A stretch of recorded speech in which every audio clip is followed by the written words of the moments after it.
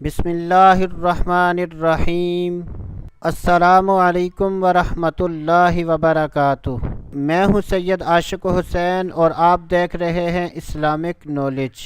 آج کی اس ویڈیو میں بات کریں گے خواب میں شیشہ دیکھنا کیسا، تو اس کی مختلف صورتیں ہیں۔ حضرت سیدنا ابراہیم کرمانی رحمۃ اللہ تعالی علیہ نے ارشاد فرمایا کہ اگر کوئی شخص خواب میں لوہے کے شیشے کو دیکھے اور اس کی عورت حاملہ ہو تو یہ اس بات کی دلیل ہے کہ اس کے ہاں لڑکا پیدا ہوگا اور وہ باپ کے مشابہ ہوگا۔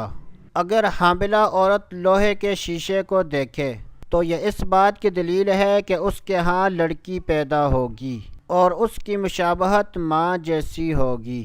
اگر شادی شدہ عورت شیشہ دیکھے تو یہ اس بات کی دلیل ہے کہ اس کا شوہر اس کو طلاق دے دے گا۔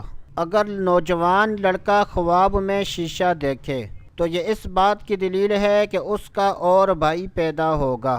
حضرت سیدنا جابر مغربی رحمۃ اللہ تعالی علیہ نے ارشاد فرمایا کہ اگر کوئی شخص دیکھے کہ اس کو کسی مجہول آدمی نے شیشہ دیا ہے تو یہ اس بات کی دلیل ہے کہ غائب دوست کو دیکھ کر خوش ہوگا۔ حضرت سیدنا ابن سیرین رحمۃ اللہ تعالی علیہ نے ارشاد فرمایا کہ اگر کوئی شخص خواب میں چاندی کے شیشے میں نگاہ کرتا ہے تو یہ اس بات کی دلیل ہے کہ وہ اپنے مرتبے اور عزت کو نفرت کی نگاہ سے دیکھے گا۔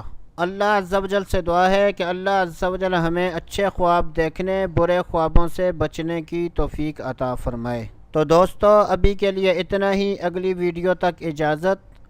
اللہ حافظ۔